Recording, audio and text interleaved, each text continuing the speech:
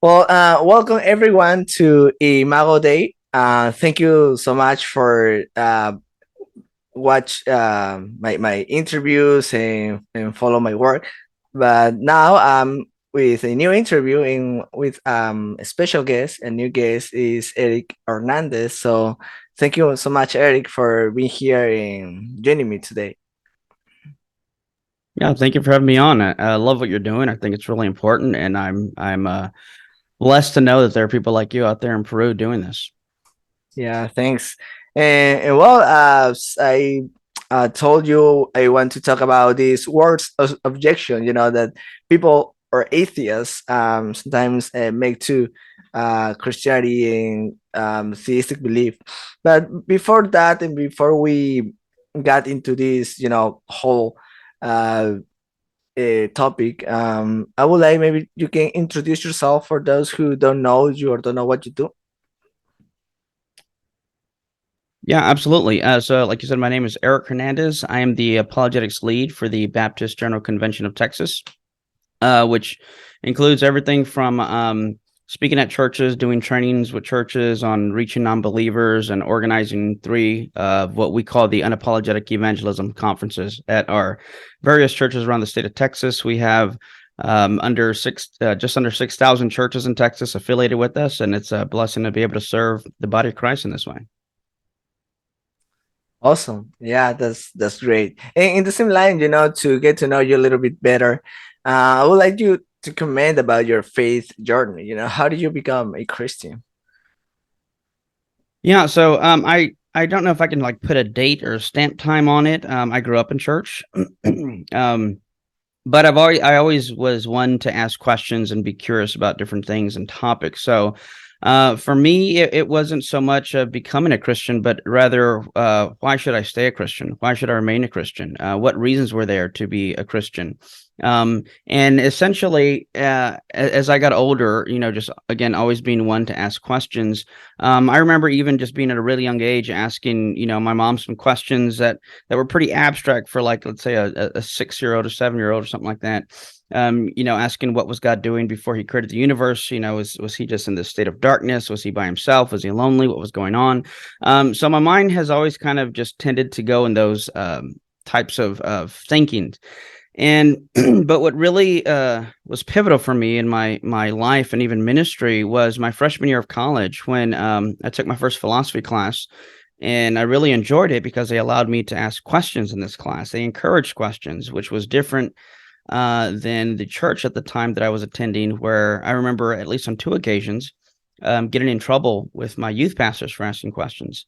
And that really bothered me because I thought to myself, why would I want to invite someone, to my church? Because they would tell me after every service, invite your friends next week. And I thought, no, why would I invite my unsaved friends to church when I, as a Christian, am not even encouraged to ask questions, or am even discouraged from asking questions? So I really enjoyed my philosophy class. And after that, I intentionally took another class from an atheist professor that everyone warned me to not take his class because he would try to make me lose my faith. But I was curious because, again, having questions, I wanted to know that, well, first, I'll put it this way. I knew that if Christianity was true, I needed to know why. But I also knew that if it was not true, I'd still like to know why. And call me crazy, but I believe that all truth is grounded in God in one way or another. So if something was true, I shouldn't be afraid to learn this truth. And if Christianity was not true, like I said, I wanted to know why it was not true. And I figured this guy would be the man for the job. And essentially, in a nutshell, he gave this argument against the existence of the soul. And he basically held up this pill and said that religion wants us to believe in a soul that's immaterial, and because of the soul, we can have hope in an afterlife of seeing our family and friends that have gone before us. But then he said that according to Christianity, this soul is what contains your emotions, your thoughts, and your beliefs, which are also immaterial. And he argued that this creates a problem because if he were to take an antidepressant pill that he was holding, then it would have the power to change the alleged immaterial states, emotions, and whatnot of the soul. And he asked, basically, he said, well, how can that be? How can something tiny and physical affect the immaterial? because when scientists look at the brain, all they see are neurons firing. And when they look at the body under a microscope, all they see are the base elements of carbon, hydrogen, and oxygen, but they've never found anything like a soul. And then he argued, well, how can this be if there is a soul? And he said, well, the answer is simple. The answer is that there is no soul, there is no heaven, there is no hell, there is no God, there is no afterlife. We're just a physical brain and body, and we need to learn to live with this fact and get on with our lives and stop believing in these foolish fairy tales. And what troubled me most was what Paul said in 1 Corinthians 15.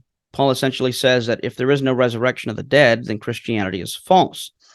Now, I would argue that historical Christianity has this view of a soul that is embodied, and if there's no soul, then what's going to be resurrection? Sure, you have a body, but if I'm a soul, then I'm not being resurrected. It's going to be something different. So essentially, I came to the conclusion that if there is no soul, then there could be no resurrection. And if there's no resurrection, well, then once again, Christianity would be false.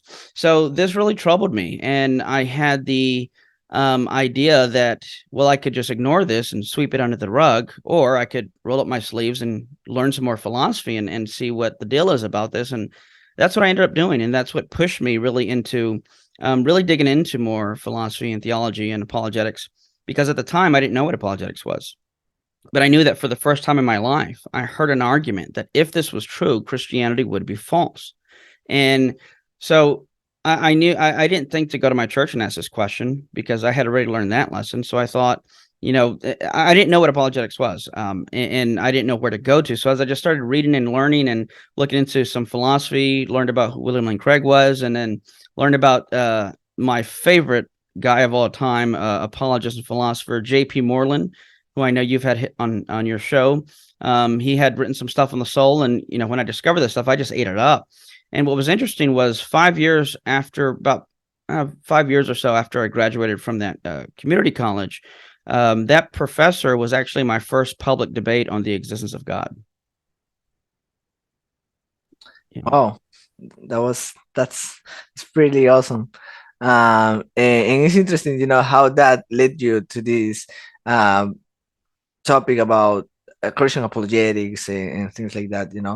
I think as I also I also grew up in church, and being in churches as a young age make you questioning yourself, about the extent of God. Yeah, I think that is going to address if that questions and doubts are addresses in good way that led you to know about apologetics, and also, as you said, the truth of Christianity. And well, thank you for that, Eric. And just move into the main topic that I want to talk about, this words objection that we come on hear from atheists. And I think these objections is not just common for here in Latin America. Maybe in the States is also common. And yeah, I think it's for all atheists over the world. So what do you think some atheists have bad objections to Christianity? Because just before that, I also interview Dr. Grahanopi, who is an atheist philosopher. I just need to finish edit that video, but I interview him because I want to I want to show the difference, between popular atheists and new atheism, and what the academic atheist, a philosopher, tells. And wow, so yeah. What do you think? Why there's these popular atheists? Yeah. So first, I think that's a great thing to do, to show that distinction between, your average, say, Facebook or YouTube atheist versus an academic like Grand Oppie, because Oppie, I think he's a brilliant philosopher. Of course, I think he's wrong on certain areas, but yeah, there is this really wide, interesting gap between your popular level atheist and an academic atheist, like you mentioned. One of the things being, like, even just the definition of what it means to be an atheist, and we can get into that later. But yeah, so why do I think atheists have bad objections to Christianity or God? Well, I think it's a number of reasons, but really, I think a lot of it can be boiled down to the fact that they just simply haven't really looked into this. They haven't read the literature. They haven't really taken a serious look at the arguments, because you get these. And they also don't know what are the core central issues. So what I typically find is that sometimes on just to give a random hypothetical example, you have someone who, let's say, and this is not going to apply to every atheist, but just to give you an idea, let's say you have an atheist who, I don't know, I remember one time this young man, he didn't believe in God, and one of his reasons seemed to be that he prayed that his parents were going through a divorce at the time, and he was praying that God would help them stay together, and he prayed and prayed every night, and he was really torn up about this. And well, his parents ended up getting a divorce. And I learned this after doing about an hour presentation on apologetics to his group. He was going at the time, he was at a Christian private school where I was speaking at. I was a guest speaker for their chapel. And when he said he was an atheist, I said, well, why are you an atheist? And he said, well, because there's no evidence for God. And I didn't mean to laugh, but I kind of chuckled. And I said, well, what about the hour presentation I just gave on God's existence? He said, well, I don't believe in that either. And I said, so why are you an atheist? And that's when he shared with me about his parents. And what you notice here is a few things. Is this deconversion, if you will, seemed to be in part, at least, based on this false presupposition or expectation of God. In other words, if I were to have a one-on-one discussion with him, I would ask, well, are you under the assumption that if God exists, he should answer every prayer in the affirmative that you ask him? And if God exists and there's human freedom, then are you expecting God to override someone's freedom because of your preferences? Why override your freedom instead of someone else's? In other words, really unpacking the motive behind the logical rationale behind his what really seems to be a purported argument for his disbelief. Now, on top of that, the reason I mention that is because what seems to happen in these kind of situations is after something like this happens and someone begins or starts or loses their faith, they may go on, Google and look up, arguments against God or the Bible is dumb.com. I don't know, something like that. And they'll look up these arguments that they see online. Or alleged contradictions in the Bible. And then what they do is they may, look at a few and maybe write them down. And then the next time they go to church, they ask someone, well, if God exists, why did X, Y, or Z happen in the Bible? And then someone can't answer that question. And then they ask the next person, they can answer that question. And before you know it, they've got like this tally marks of all the people who have not been able to answer their questions. And then they feel justified in not believing in God, and they keep on, then they go to YouTube and look at these popularizers, someone like maybe Aaron Ra or Matt Dillahunty, who I think just present some of the worst arguments against Christianity. And I've debated both of these gentlemen. You can find on my YouTube channel. And really, it's because they haven't taken a serious look at it, in my opinion, for the most part, especially these popular atheists that we're talking about. And what it seems to be the case is they've only looked at it far enough to where they feel they're justified. And they feel they're justified because they talk to the average Christian, and the average Christian can't answer some of these, what really are bad objections, or in many cases, not even actual objections against Christianity. So, for example, God willing, next year I'll be coming out with the book on witnessing to nonbelievers, having conversations with nonbelievers, and I use what I've called the lazy approach, and it's just I use that name as a minimalist phrase to convey the minimalist idea that this approach takes. So, for example, I was talking to a young lady once, and she told me she was an atheist, and I said, "Well, why are you an atheist? What reasons do you have to believe to be an atheist?" And she said, "Well, because the Bible is full of contradictions." Now, your average Christian is probably going to jump in and start trying to give answers or start responding to this alleged objection against Christianity. But note a few things about her response. Her response to "why are you an atheist" is not to give reasons for atheism, but to attack Christianity.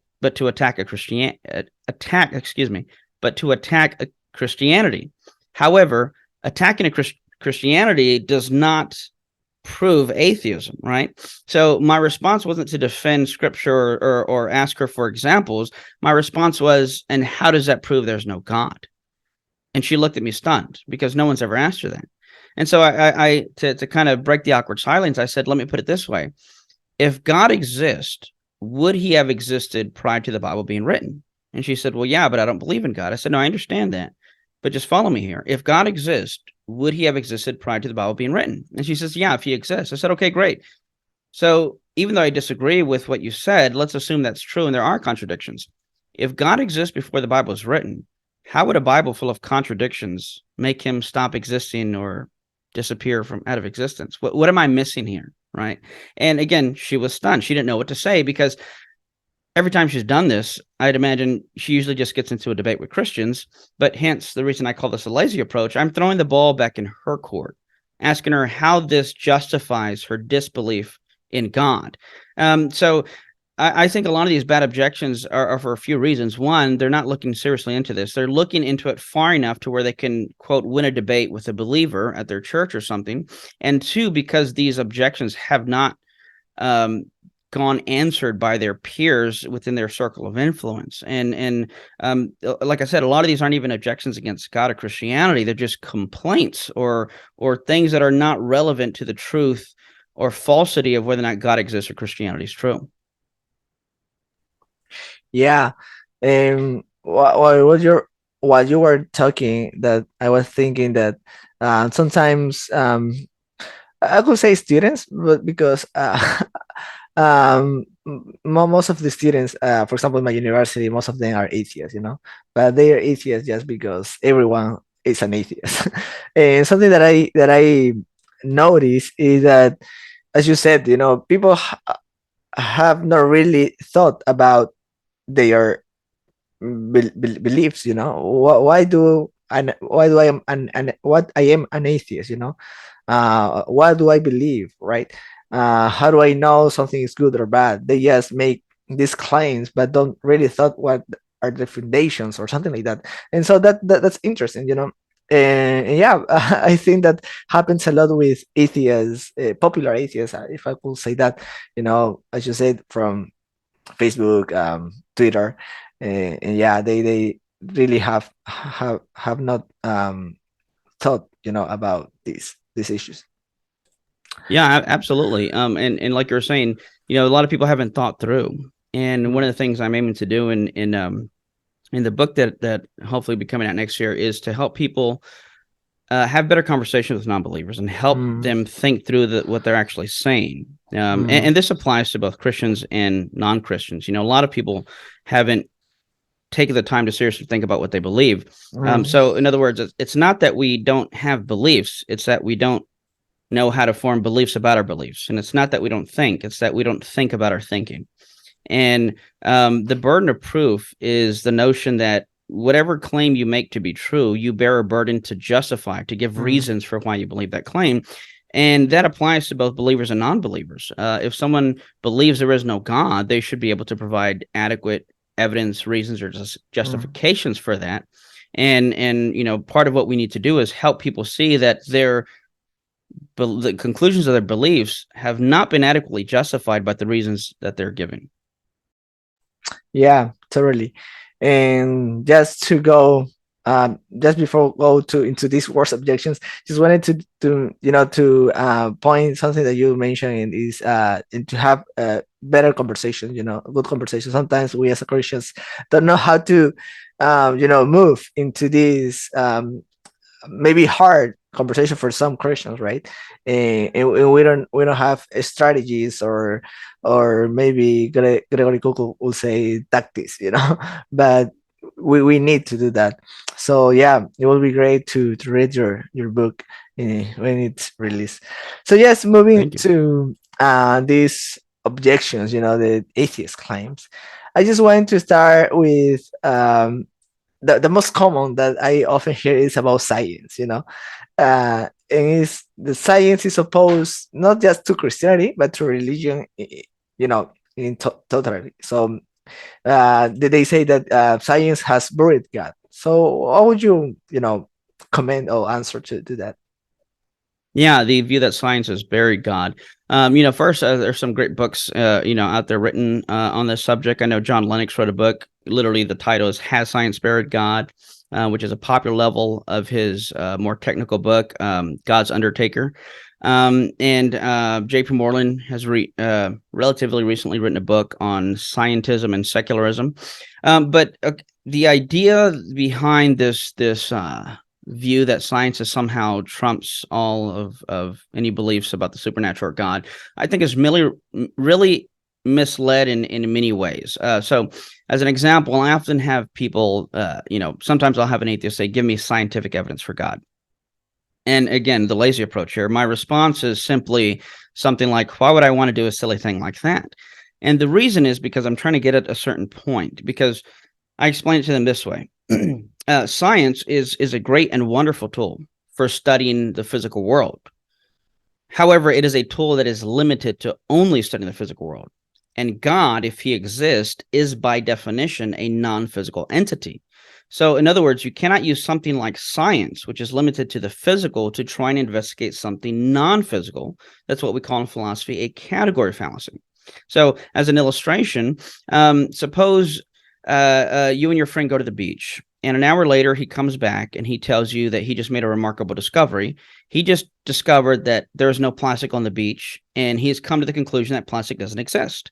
And then you look over his shoulder and you see that the beach is littered with plastic, and you think to ask, why would you say something like that? Why would you believe that? And then he pulls out his metal detector and he says, because I just spent an entire hour going through this beach, combing the beach with this metal detector, and I found a lot of metal, but never once did I find an ounce of plastic. Now, of course, the problem with this situation is that the tool that he's using is a wrong tool for the assessment, because what he's using is not a plastic detector. He is using a metal detector. And of course, ironically, his metal detector is made almost entirely of plastic. I think in the same way, when non-believers are asking for, quote, scientific evidence for God, they are trying to use a metal detector to find plastic. It is, again, the wrong tool for the assessment. Now, to be clear, there are philosophical arguments that have premises that can be backed up by science, such as a Kalam cosmological argument. But at the end of the day, it's a philosophical argument with scientific backing to it. In other words, the science doesn't, quote unquote, prove or conclude therefore God exists. Rather, it's we have this scientific data that have metaphysical implications that lead to a conclusion that God exists. So no, science hasn't buried God any more than metal detectors have disproved plastic does not exist. Again, it's a category fallacy, and many atheists, non-believers, especially online, seem to miss that fact. Yeah, totally. Well, I just want to also to just to before we continue moving to this, that I know that there's so many to say about these objections, right? And maybe we don't have time to go deeper into that. And just say that to people who are watching us and they think that uh missed something. I just want to these interviews can be an introduction for them, so they can research more, right, about this topic. So yeah, having said that, yeah, I just wanted to move into the God existence, and yeah, that that made me laugh because I hear something often hear this claim that believing in God is like believing in Santa, right? It's like Santa is. I mean, God is like Santa Claus for adults, or something like that, So, yeah, what would you say to this objection? Yeah. So the first thing I'd ask is what they mean by that. What do you mean? What do you mean? It's like it's like believing in Santa Claus for adults, or even ask, how did you come to that conclusion? Two questions that Greg Koukl provides in his tactics book, and the reason for that is because I want to know in what way they think this is similar. And really, it's going to depend on what they mean or what they're getting at. What are the implications or the assumptions behind this statement? But there's, so for example, if you're saying belief in God is like belief in Santa Claus, well, why does a child believe in Santa Claus? Well, because their parents told them. Why do you believe in God? Because your parents told me. Well, I mean, apply that to anything, right? You can come up with counterexamples. Well, belief that the earth is round is like believing in Santa Claus. Your parents told you the earth is round. Therefore, you believe it, or X, Y, and Z. Now they might say, oh, but we can test that scientifically. And I agree, yes, the earth is round. And yes, we can test it, but then that's I think where the difference comes along. What test can we use to find out whether or not Santa Claus exists? What test or what methods can we use to investigate God's existence? And this is where the difference is going to lie. Also, I didn't grow up believing in Santa Claus, perhaps because my parents, when they bought my presents, they wanted all the credit for spending that money. They don't want some imaginary person to get that credit. I don't tell my kids about Santa Claus. That's a whole other issue I won't go into, because I know people may be divided of that, but I don't like lying to my kids. Setting that aside, no, it's not like belief in Santa Claus, because the quote unquote evidence for Santa Claus is few and far between, if you will. And of course it's let's say cookies are left out, the next day those cookies are eaten, and whatnot. Whereas look at something like the Kalam cosmological argument, where if the universe began to exist, it must have a cause. Well, we can philosophically deduce certain attributes about this cause. So, for example, if time, space, and matter had a beginning, then whatever created time, space, and matter must have been timeless, spaceless, and immaterial. And then this being would have to be supernatural, because nature had a beginning, and thus whatever created nature would have to be transcendent to nature, thus supernatural, unimaginably powerful to create everything out of nothing, and personal to make a decision to create the universe. Now, note, by the universe having a beginning, this gives us a way to logically deduce specific attributes about this cause, because causes are going to precede their effects, and are going to be, ontologically speaking, that's a big word for an order of existence. It's going to be prior to, external to, and greater than its effects. Now contrast that with something like Santa Claus. If I leave a plate of cookies out, let's say my child leaves a plate of cookies out, and my child believes in Santa Claus, and the next day those cookies are gone. Well, there's no type of logical deduction to find attributes of what would have eaten this cookie that would narrow it down so much as a kalam, as a timeless, spaceless, immaterial, supernatural, unimaginably powerful personal being. So no, I think this is one of those talking points that atheists like to throw out, and maybe even during these Christmas holidays, like to throw out, because it just kind of gets reaction from people, right? It's a way of them trying to make Christianity look so far-fetched and unreasonable, and so they tie it in with this belief. But really, it's just a slogan that gets tossed around. That I think it's a dumb slogan. I think it has no backing to it. And let's concede, for the sake of argument, let's say it is like quote unquote believing like Santa Claus. Well, the question is, does God exist? Yes or no? Not what is my belief akin to? What is my belief similar to? At the end of the day, I want to know whether or not Christianity is true. Does God exist? Yes or no? Whether you think my belief in God is like belief in Santa Claus is irrelevant. Let's find out if it's true, and that's what we should be discussing. Sorry. Yeah, because I was thinking that, for example, I don't know if I'm wrong. Yes, correct me, but one possible answer could be, I just imagine this right now while you were talking, that, well, yeah, I believe in God like in Santa because I put my trust, maybe, but I just will maybe but the question is, does God exist? Yes or no, as you said. So it will be, I don't know, it will be another way to respond, to say, well, maybe, I believe in God because of Santa, because trust. But the question is, does God exist or not? So, no, I was thinking, I don't know if it will be a good answer or not, but yeah. Yeah, like I said, there's going to be some overlap, right? Because sure, a kid who believes in Santa Claus may put his trust in Santa Claus, but trust for what? What trust to deliver presents, right? Yeah. But contrast that with God. God's not Santa Claus. God's not some genie in the sky that we rub the Bible like it was a magic lamp, and he grants us 3 prayers every day. It's something far different than that. And also with respect to Santa Claus, I don't put my eternal trust and destiny and put my whole life in the hands of Santa Claus. So no, it's far different than that, in order of magnitude, in order of severity, and even in order of the level of confidence or trust that we put in this belief. So, some beliefs are trivial, that don't have a lot of consequences, whereas other beliefs have eternal consequences. Yeah, you're right. You're right. And just following that, a person, and also there's this question that, okay, you believe in God, you believe that God is a creator and create everything, but who created God? Aha, I got you, Christian. Yeah, this is one of the dumbest objections I've ever heard, for various reasons. And going back to what we said earlier about why they have bad objections in the first place. I think it's because a lot of them have failed to grasp the concept of God to begin with. In other words, if you're going to disagree with my beliefs, that's fine. I don't mind, but at least get my beliefs correct, right? So, for example, there's times I've talked with non-believers and they say, well, I don't believe in God. And sometimes I might say, well, tell me about the God you don't believe in, because chances are I don't believe in that God either. Because chances are the God they're describing is a God that the Bible itself does not describe. So they might say, well, I don't believe in man-made gods. Great. Me neither. I don't believe in man-made gods, right? And they say, oh, but you're a Christian. Now, note the assumption is they believe that my belief in God is a man-made creation or idea, but that's a disagreement, right? You can't just say that as if it's true. You can't just assert something without argumentation.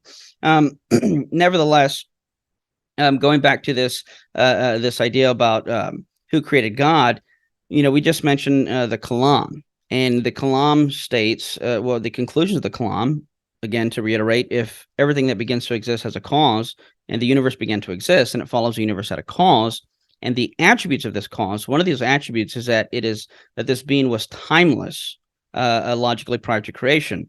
Now, if a being is timeless, and if the cause of time is going to be timeless, and if the cause of time is God, then it would follow that God is timeless. And if God is timeless, well, then he'd be eternal. And if God is eternal, then that would mean he had no beginning. And if he has no beginning, he has no cause.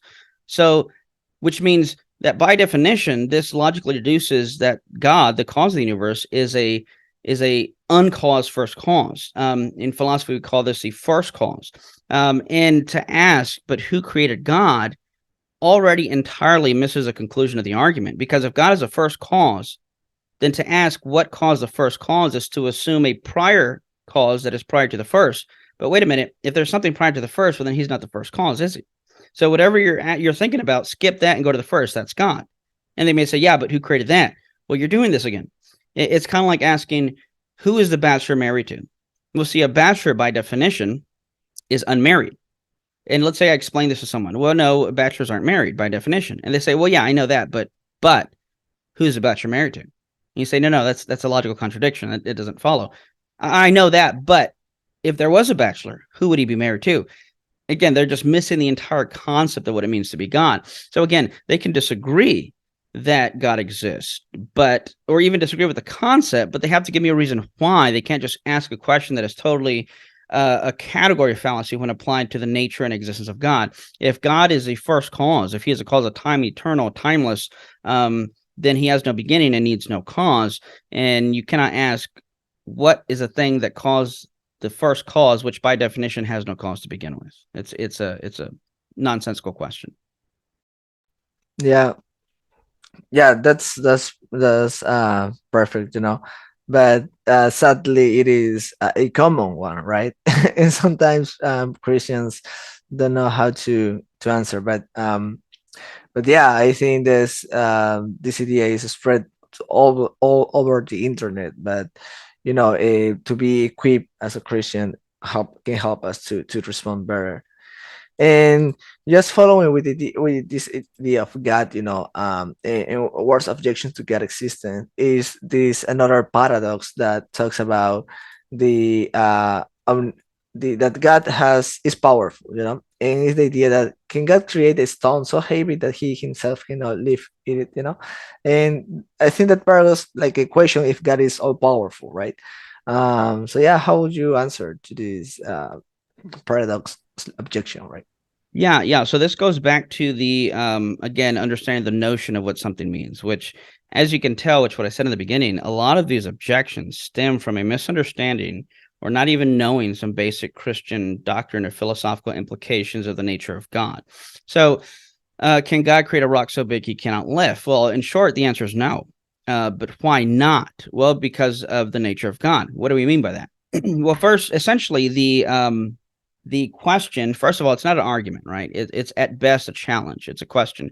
But the question, can God create a rock so big it can't lift, is essentially a question aimed to implicitly attack the doctrine of omnipotence, which means that God is all powerful. But to answer that, we first have to understand and grasp, what does it mean for a being to be omnipotent? What does omnipotence mean?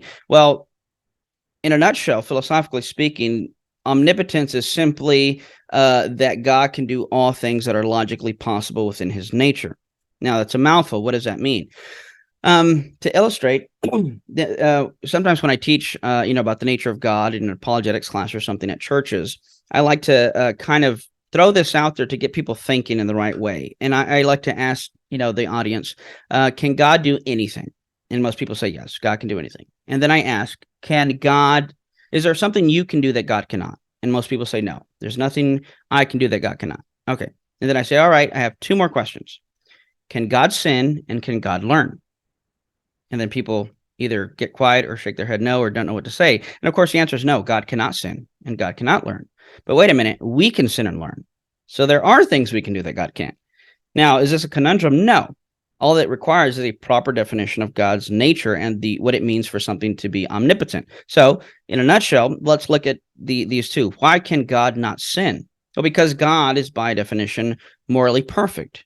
And a being that is morally perfect does not have the ability to do something imperfect. I would argue, in other words, if a being has the ability to do something imperfect or does something imperfect, it would follow that this being was never morally perfect to begin with. No, God cannot sin because he's morally perfect, and sin is not something a morally perfect being would do. So it is a logical contradiction for a morally perfect being to do something immoral.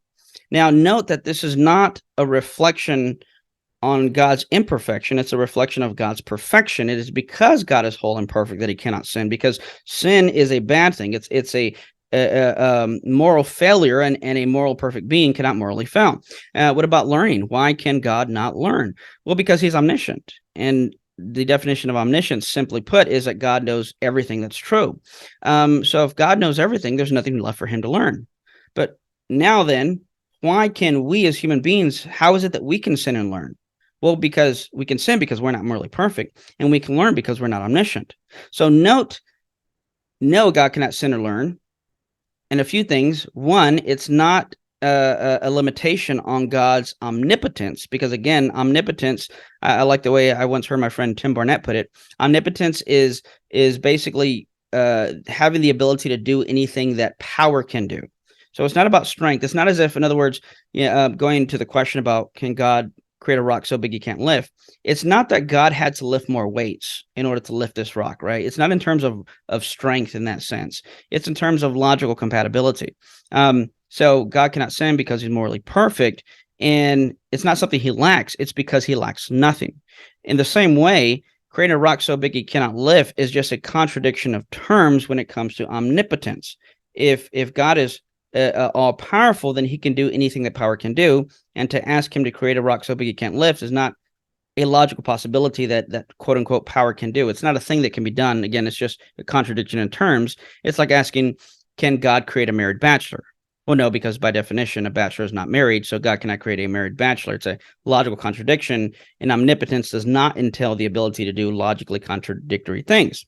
Now, another way to answer this I've heard is that if the person says no, there has to be a yes or no. And I've already said, well, the answer is no because it's a logical contradiction. But if the person wants to allow for logical contradictions, well, then you could say, well, then yes, God can create a rock so big he can't lift, and no, he can't at the same time. Well, that's a logical contradiction. Right. And so is your question, and that's why it's a bad question.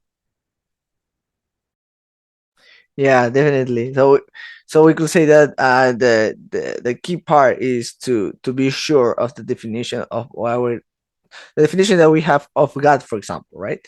So what really, who is God? What is the definition of God? If we have this bad definition, who is God, we could not answer perfectly, about this challenge, objections, yeah, that people uh, arise. That well, just following that, in the idea of the existence of God, atheists, you know, talking about the burden of proof.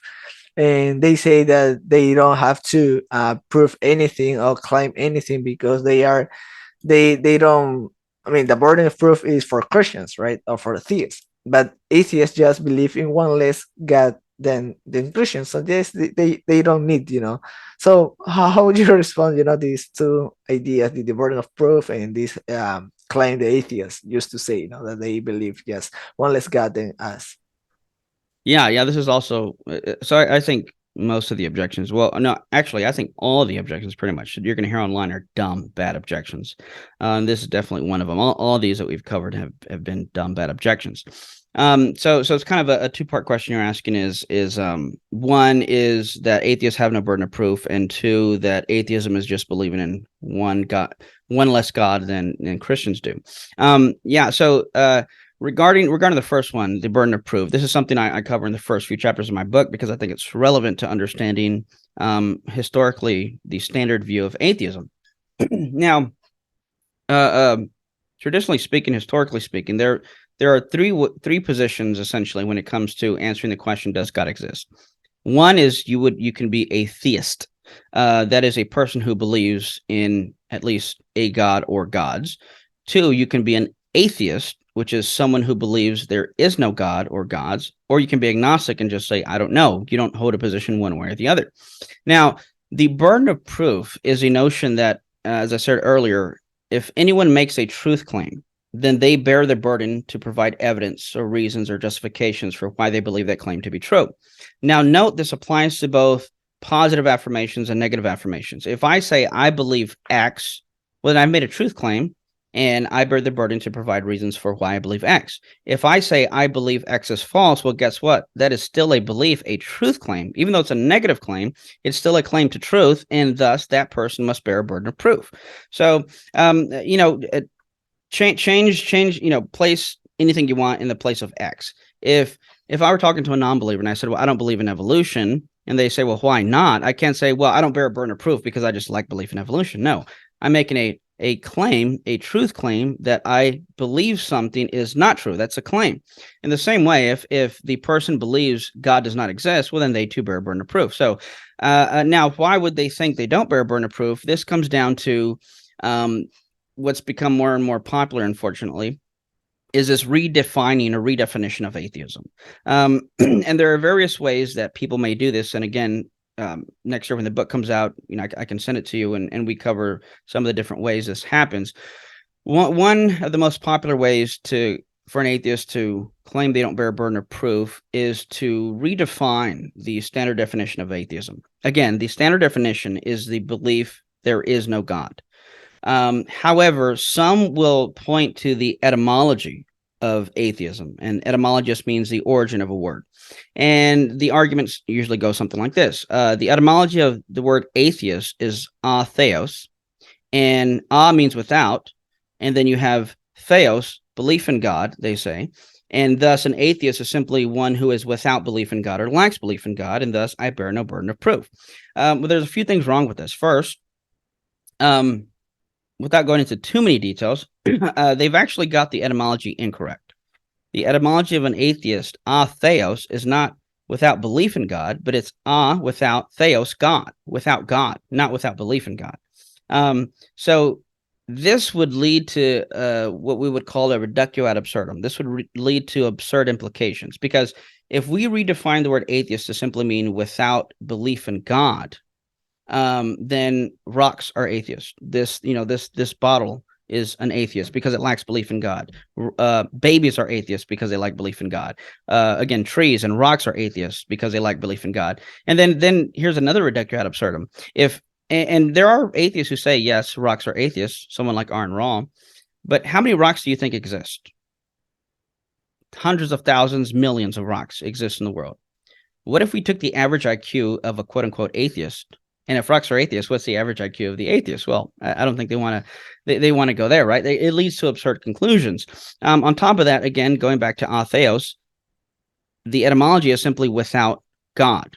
Now, this leads to other bizarre conclusions, because if we're going to go to the etymology, then technically we could say that demons are atheists, and yet demons believe in God, because the book of James tells us the demons even believe but tremble. So then it would follow that you could be an atheist who believes in God, but is simply without him. Well, wait a minute.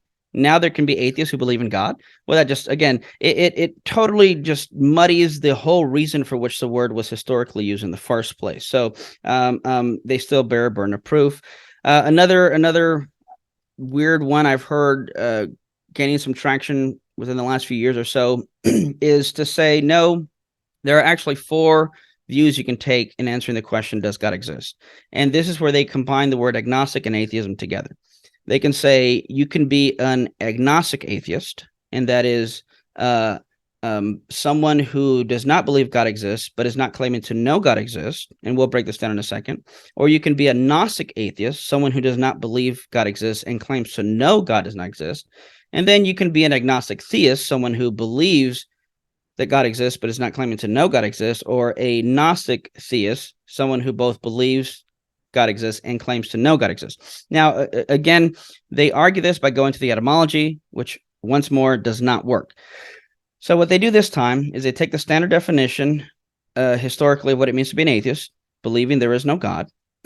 And then what they do is they go to the etymology of agnosticism. Now, just like the previous, you have agnosis, and this is Greek. Agnostic comes from the Greek words agnosis. Without, gnosis is knowledge. So they say an agnostic atheist is someone who does not believe in God, standard definition of atheist, but then is not claiming to know there is no God, and they allegedly say this comes from the standard definition of agnosticism. But again, they have it incorrect when they combine these terms.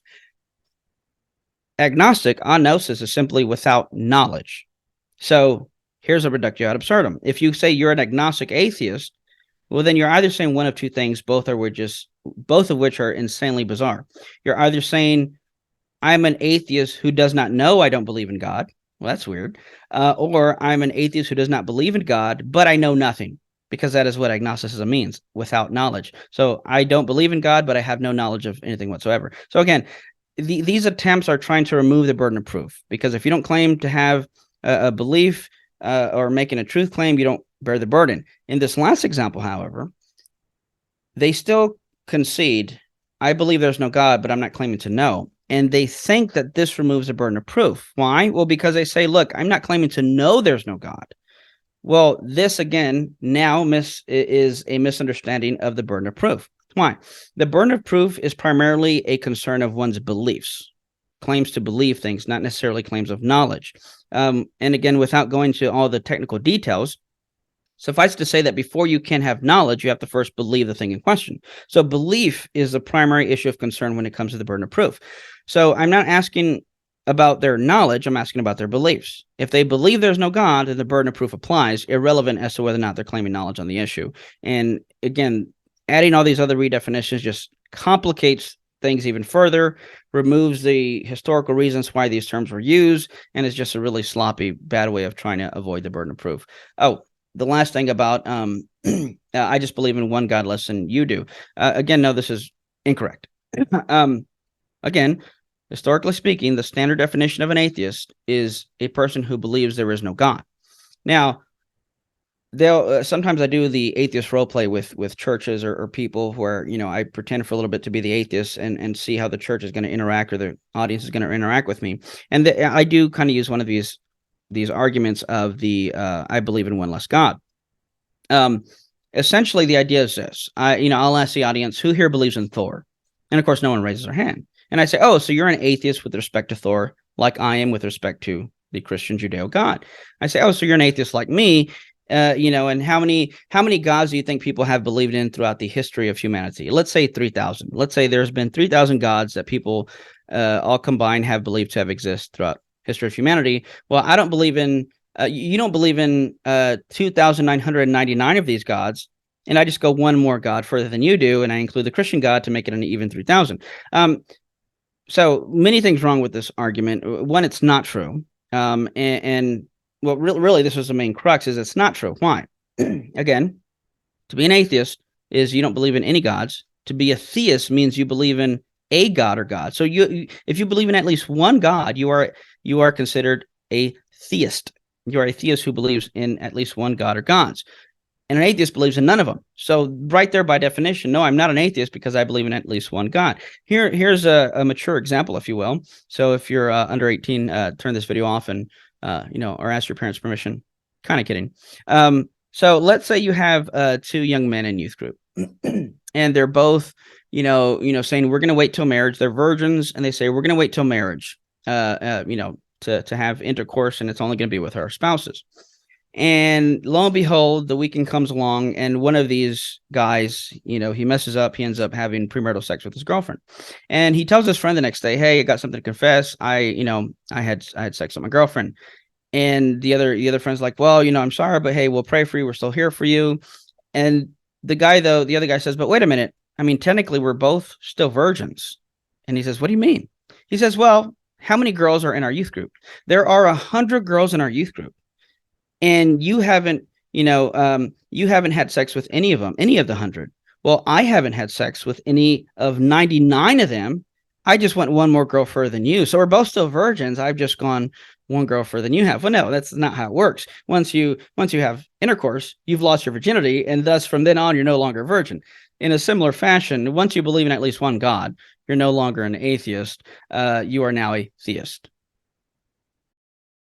Yeah, interesting analogy, and yeah, that make it very clear, why did challenge or claim for that atheists makes don't function, and yeah, and well, just moving to the end of the interview, I just want to talk about, we are now getting closer to Christmas, and there's also every year arrives this objection that Jesus is a copy of pagan cultures of Christianity. Is a copy from pagan cultures, that Jesus is the same that Horus, this Egyptian god. And it's interesting because every year Christians apologies respond to that, but every year there's other objections that the same objections came and start all over the internet.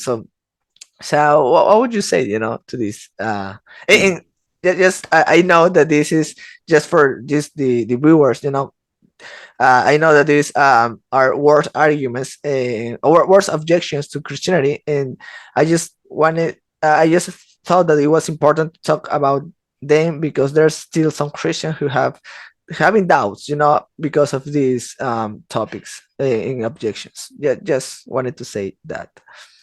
Yeah, no, good question. So yeah, there seems to be this weird dumb trend that Jesus never existed, and again, as with everything else we discuss, it is dumb, ridiculous, bad argument. So a few things. So first thing I think to be said here. So this is known as Jesus mythicism, the idea that Jesus never existed. And the first thing to be said here is that when it comes to the academic scholarly community, when it comes to the academic scholars, the historians who are doing work in these fields of ancient culture and whatnot, the Jesus mythicist view, the view that Jesus never existed, is essentially the flat earth. It is what flat earth is to science. In other words, just like flat earth to science is ridiculous and nobody takes it seriously in the academic community, the idea that Jesus never existed is like the flat earth idea, but for the historical community. No one takes it seriously. There is no academic, I think it's Bart Ehrman has said this before. Bart Ehrman, by the way, is an agnostic leaning towards atheism. He's not a believer. He's a New Testament scholar. And he says that there is, to his knowledge, there was no academic historian that is teaching at a reputable university that believes Jesus did not exist. So the first thing to be said is there is no backing for this. It's no one takes it seriously. Again, it's a flat earth kind of conspiracy view to the historians. Moreover, there's this idea that okay, but Jesus is just he was maybe some people named Jesus existed or whatever, but he was a copy of these ancient myths, like Osiris, Dionysus, Mithras, and so on. Well, again, no one takes it seriously. And the Jesus mythicists will claim, well, there are similarities between some of these views, but really these similarities aren't very similar, and there's nothing substantially similar about them. Nevertheless, they'll claim something like, no, take someone like Mithra or some of these other gods. They had 12 disciples. Jesus had 12 disciples. They were born on December 25th. Jesus was born on December 25th. This god, for example, Mithra, he was born of a virgin. Jesus was born of a virgin. Again, none of these are actual parallels, and a lot of these aren't even true, honestly. And for example, Jesus was born on December 25th. Well, no, he wasn't, quite frankly. We just traditionally, we use that date to celebrate his birth, but he was likely born some other completely time of the year. He was outside in a manger, right? So, it couldn't have been December. It would have been too cold and whatnot. So, nevertheless, first of all, he wasn't born December 25th, so that wouldn't be similarity there. But take a look at, again, Mithra. It is claimed that Mithra was born from a virgin, allegedly, and Jesus was born from a virgin. See, look, there's similarities. Well, one, that wouldn't prove much, even if that were true. But second, that is simply not true. Mithra was not born of a virgin. The origin of Mithra is that he emerged out of a rock. Now, you could say that rocks are virgins, but not for any reasons that are relevant to what it means to be a virgin. So even there, again, these are not similarities. So no similarities. No one takes us seriously in the academic community, and there are no substantial similarities. Now, in Lincoln's book on the resurrection, I believe it's in the resurrection, he says something the following. He says, since the details of stories are vague and unlike Jesus' resurrection, today's scholars would not regard these stories as parallel. The first account of a dying and rising God that somewhat parallels the story of Jesus' resurrection appeared at least 100 years after the reports of Jesus' resurrection. So in other words, even if there were any of these alleged similarities or whatever, these don't come till 100 years after the resurrection. So they could not have been copies. If anything, it was a reverse. Nevertheless, let's do this now. Let's concede for the sake of argument that there are similarities. What would this prove? Well, nothing. At least nothing important. And here's why. I'm going to tell you 2 stories, and I want you to tell me what you think these stories are about. So here's our first story. There was an instance once, and this is a historical true story. There was a story of a plane that took off from Massachusetts just after 9 a.m., shortly before 10 a.m., and it flew into one of the tallest skyscrapers in New York City. And it hit between the 78th and 80th floor. Now, which event do you think I'm talking about? The 9/11, right? Or the 11/9. Well, yeah, but actually, no. I'm clearly talking about the B-52 bomber plane that crashed into the Empire State Building on July 28th, 1945, years before Twin Towers. Now, like you said, most people are going to think of 9/11, but this is actually an entirely different historical event that took place in 1945. Are there similarities? Yeah, there's remarkable, interesting similarities. But what follows from this? Does it follow that therefore 9/11 didn't happen, or that it was a copycat version of the previous plane crash into one of the tallest skyscrapers? No. Coincidence? Sure. But does it prove anything? No. They're both still historical events. Now here's another story. Again, tell me what you think I'm thinking of. This story is about the unsinkable ship. Over 100 years ago, there was a ship sailing over the Atlantic on an April evening, and then the ship hit an iceberg, and it sank, and it killed more than half of its passengers, drowned because there was not enough lifeboats. And the name of the ship starts with a T. What story am I talking about? I think we'll say Titanic. No, of course not. I'm talking about the fictional story written in a novel by Morgan Robertson in 1898 called The Wreck of the Titan.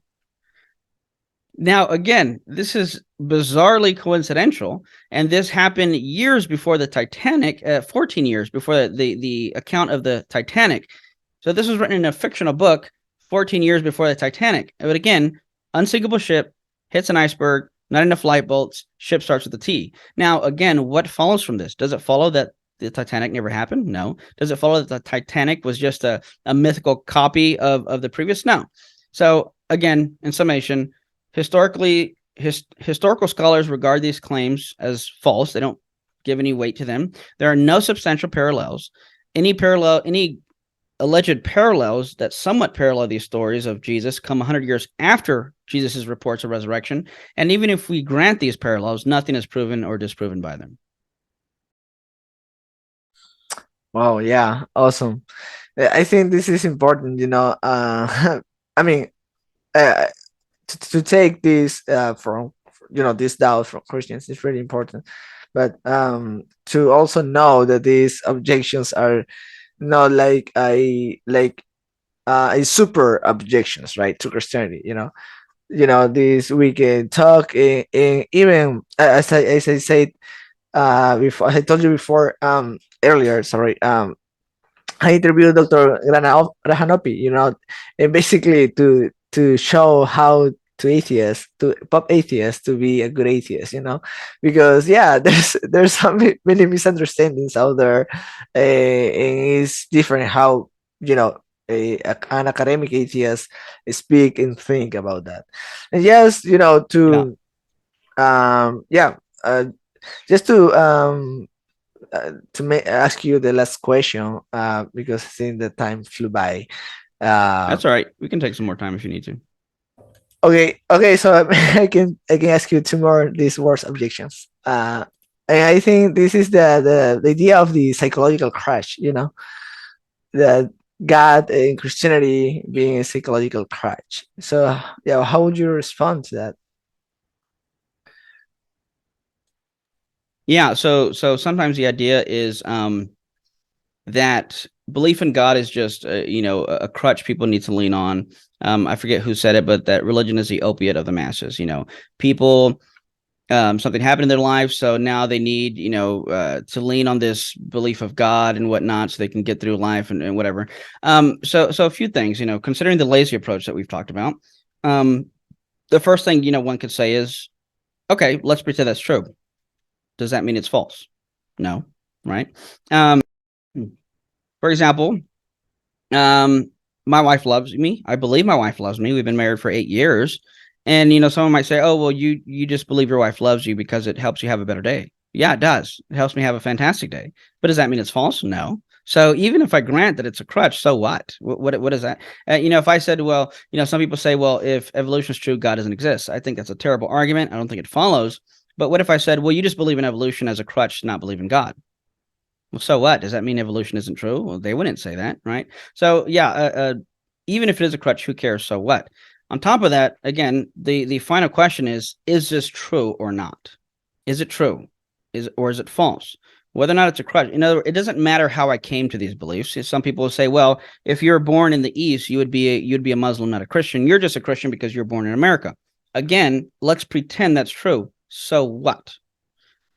And they're essentially saying, well, if I can, it's called the genetic fallacy. If I can show you where your beliefs originated, that somehow disproves your beliefs. But no, consider this illustration. Say you have a person who believes everything that the fortune cookie tells them. They open a fortune cookie and it says 2 + 2 = 4. And on that basis, they now believe 2 + 2 = 4. Is that belief false? No. But if you said, oh, but you only believe that because of the fortune cookie, that's true. But it's still a true belief, right? So point is, showing where the origin of belief came from doesn't mean it's false. And on top of that, the person telling you this, sometimes they say this and they claim to be former Christians. Well, wait a minute. It seems that you're an atheist and you change your beliefs even though you're born in America. So it shows that you don't have to keep with the beliefs that you grew up in. And you can even say, well, wait a minute, you're just an atheist because you grew up in this part of America that had a lot of atheists. But does that prove atheism is false? No. So yeah, it's a dumb thing to point out. Even if it's true, it's irrelevant. At the end of the day, the question is, does God exist or not? Is Christianity true or is it false? Yeah, definitely. Um, yeah, I totally agree with that. Because as we were talking about the idea of the existence of God and how people have really not thought about that, and yeah, I think that, and you also mentioned, the contradictions of the Bible, and how that make that God disappear, and I think it's the same, right? Okay, like I'm a Christian because I'm born in the West, but that's not make my belief false, right? Or something Mm-hmm. like that. Right. Yeah, exactly. Yeah. It's a so what, right? Yeah, and then there's also there's a meme actually that I often hear, often see, and is that um, no matter what religion you belong to, no matter if you're a Christian or if you're Muslim or you are an atheist, but what matters is that you're a good person, so it's not, even it's not important if God exists, but the like our purpose to be here is just to be a good person. And yeah, so I think this idea is very it sounds more open mind, it sounds more like tolerant, so what would you say to this idea? Yeah, so quite a few things. But I'll just pick a few here. One thing to be said is I like to respond to people by first understanding what they're saying. So I typically use a question. So if they say it doesn't matter which God you believe in, all that matters is that you are a good person. My question is, well, what do you mean by good? And where does that come from? What grounding does it have ontologically speaking? What grounds its existence in our reality? Why should I believe what is good or bad, right or wrong? Another question is, well, good according to whom? What is good? What is the goodness? And by whose standards? Am I going by Hitler standards? Am I going by Mother Teresa standards? What do you mean by goodness? Because what they're essentially implying, and this goes into the argument for morality, they're essentially implying that God's existence is irrelevant to the nature of morality. However, the existence of morality is one of the key arguments for the existence of God, essentially that if God does not exist, there is no objective morality. Without going into that argument, you can look on my YouTube channel, and I did a debate with atheist Robert Stanley on whether or not God is necessary for morality, and I would encourage the viewers to go check out that debate. One of my favorite debates, I'd say. But essentially, the idea is, well, you can be good even if there is no God or without God. Now, I want to clarify, though, something here, because the point to the moral argument, again, essentially, if God does not exist, there are no objective moral values and duties. Objective moral values and duties do exist, therefore God exists. Now, to clarify, because I want to be perfectly clear, the moral argument is not saying that in order to be quote unquote good, you have to believe in God. The argument is that without God, there is no objective moral good or bad, right or wrong to begin with. So this is a difference between what we would call, if I can use some big words here, moral epistemology versus moral ontology. Moral epistemology is the study of epistemology is a study of knowledge and belief. So moral epistemology is how we come to know right or wrong, good or bad, how we come to know these truths, how we come to know moral truths. Moral ontology deals with the nature of existence of things itself, and moral ontology deals with whether or not objective morality exists in the first place. So to make the distinction, suppose someone said, well, I don't need to believe in authors to be able to read a book, right? Now, again, note the distinction. I don't need to believe in authors, epistemology, in order to read the book that exists. This is ontology. Well, I say, sure, of course you don't, right? Yes and amen. I can read a book without believing in authors, but here's the irony. Without authors, there would be no books to read in the first place. So even though you don't believe in authors, ontologically speaking, that is still required for the book that you're reading to exist. Now, note, your belief in an author isn't needed to know about the book, but knowing about the book presupposes there is a book and an author is required for that book to exist. If I can switch analogies, it's kind of like saying, well, no, I don't believe in God. And according to the moral argument, if there's no God, there's no morality. But if someone says, well, I don't believe in God and there is no God, but I can still be a good person, it's like saying, hey, can I have a slice of bread? And I say, oh, I'm sorry, we're all out of bread. And they say, oh, okay, well, that's fine. I'll just take a slice of toast instead. Well, no, if there's no bread, you can't have toast, right? If there's no God, you cannot have objective morality. So in principle, to even be a quote unquote good person, there has to be an objective moral standard grounded in something that is eternal, transcendent, and personal. Again, not without going into all the details of the argument there, because the features of morality encompass things that are personal. For example, love, loyalty, kindness, these are all virtues about morality, but these virtues are intrinsic to persons, not objects. Rocks and tables cannot be good or virtuous. These are intrinsic to persons. And objective morality is going to be something that is universally binding. And so again, when you look at the features of morality, we can logically deduce that whatever grounds its existence would have to be eternal, transcendent, personal, morally perfect, and so on and so forth. And eventually this concludes all these attributes leads to one particular person, namely God. Well, excuse me, 3 persons, 1 God. Awesome. Yeah. Yeah. I mean, again, when people, as you said, people claim this, to be a good person, they really thought, I mean, people just make moral claims, but they don't ask themselves what are their foundations, as you mentioned, and I think going and research more about that can lead you, to God and the system of God. And yeah. And well, just as just to now, just to moving to the end of this interview, that I really enjoy, talking to you, and to have these new ways of or of addressing these worst objections. This and it's maybe related, as you mentioned, with your book that is going to release. How do you think is the best way, or maybe not that the best way, if there is the best way, but some good ways to approach our atheist friends? Yeah, good question. And which essentially, what my book's going to be aiming to address, and how to have better conversations. Quite frankly, if I could just be honest here, I think a lot of the ways that we have tried to do evangelism in the past, I don't know, 50, 100 years plus, has really hurt the church, and we've shot ourselves in the foot by doing this.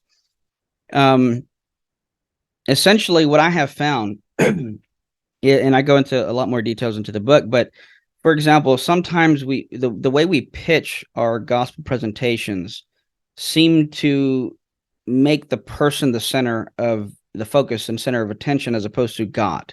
So, for example, someone might say, well, we give personal testimonies, and without going into all that, the idea seems to be conveyed to the outsider that become a Christian so you can have a good, happy life like I did. Well, we can't guarantee that. I mean, I was in Israel earlier this year, and I remember one of the pastors there of a church.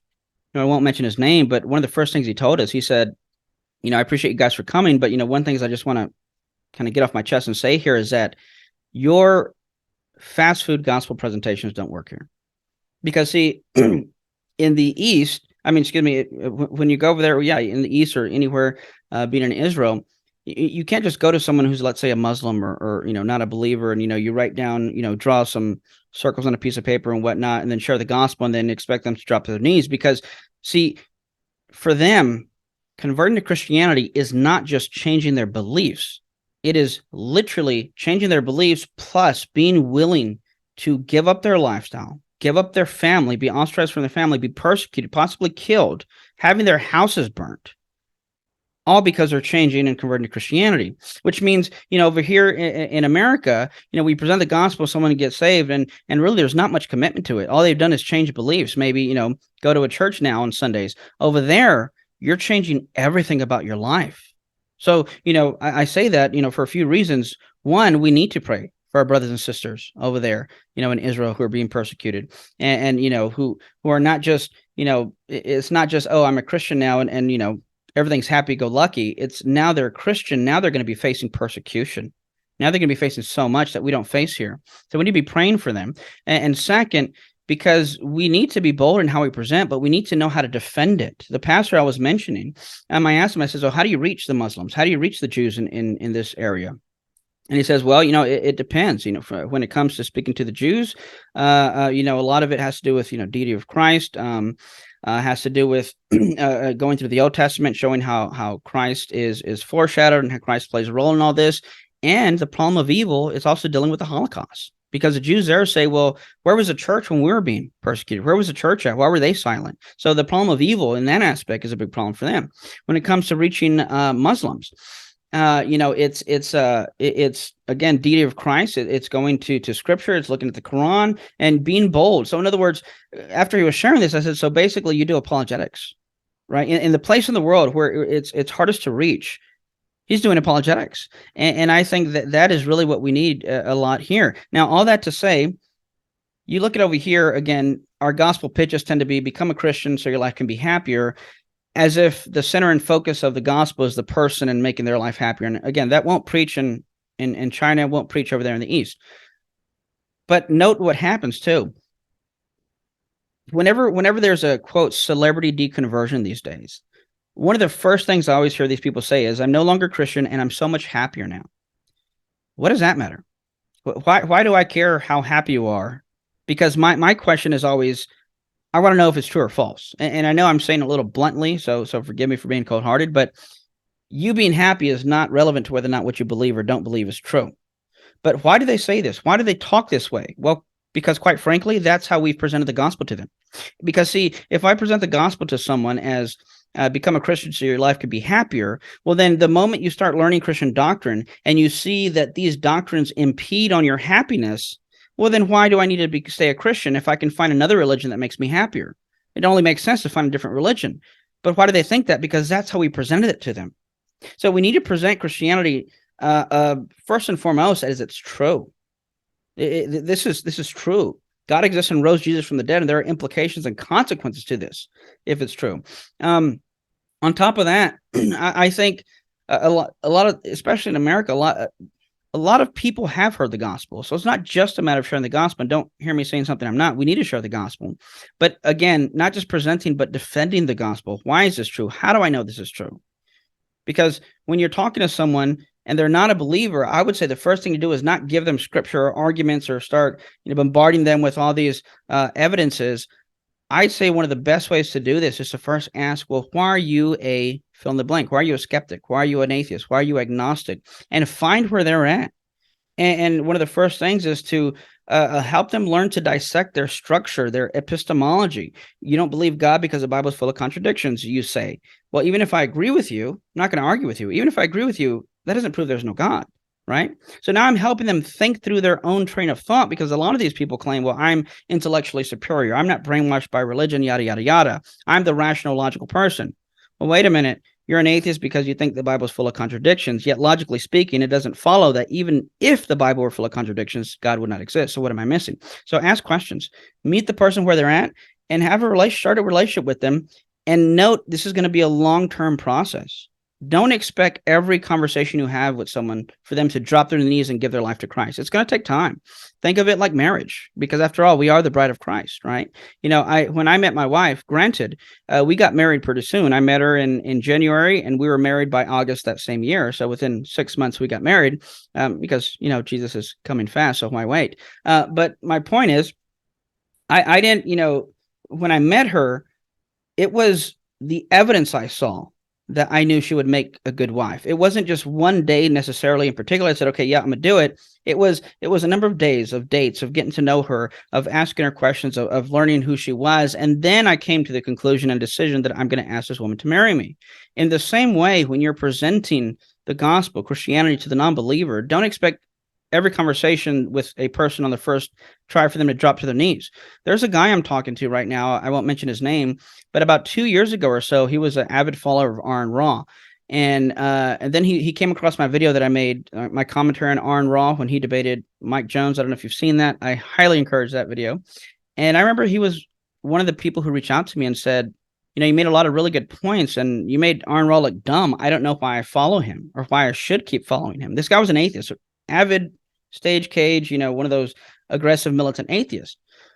All that to say, I just spoke with him a few weeks ago, and in fact, he just messaged me the day. He's thinking of becoming a Christian now. He said, I'm no longer an atheist, and I don't know why I ever was. It's illogical, it can't explain X, Y, and Z, and I see that now. And he says, in his words, what you said has really helped me see this. And now he's thinking of becoming a Christian. And he said, I still have some questions. So I'm keeping in contact with him. My point is, it wasn't a one-time thing. It took addressing the atheistic, skeptic, agnostic beliefs or disbeliefs. And then it took just continuing relationship with this guy and talking to him, being honest, being a person with them, treating them as persons, meeting them where they're at, answering their questions, and letting the Holy Spirit do the rest. Because at the end of the day, we don't save anyone, right? God saves. It's the Holy Spirit that saves. I didn't save myself. I can't save someone else. So meet the person where they're at. ask them why they believe or disbelieve. In other words, apply the burden of proof to their position in a respectful, gentle way. Help answer their questions. And yes, there's a harvest time, but before the harvest time, there needs to be a gardening time. And I see apologetics as a really gardening type ministry of planting the seed, watering, pulling the weeds, making sure there's proper nutrients and whatnot. So eventually there will be a harvest. And as Jesus said, that way the one who plants and the one, the harvester and the gardener, they can both rejoice together. The one who reaps and sows. And at the end of the day, God gets the glory, and he's the one that gives the increase. Awesome. Yeah, that's really great advice. And can help us, when we are talking with friends, especially with atheist friends, in this more, uh, because, for example, there in the States, I know that their secularism is arising, it's growing fast, really fast, but here in Latin America is still well, it's not fast, but it's growing in especially in universities. Secularism and people being secular and have this argument, and sometimes as Christians we don't have to we don't know how to approach them. We just go to repent for your sins, and you'll be safe. But I think there's other ways, we can have and talk with them. So, just Eric, thank you so much, for be here and joining me. I really appreciate so much. And well, I hope maybe you can come back and talk about these really wonderful topics. And I know that you also work in the area of the soul. So it will be great to talk about that, in the future. Absolutely. I'd love to. And again, love what you're doing. Honored to be on the show. I really enjoyed it. And I'm praying for you and pray that, God would use us and use you where you're at and in your community. Thank you for Thank having you. me on. Thank you so much, Eric. And well, the same. God bless you, and God bless your ministry.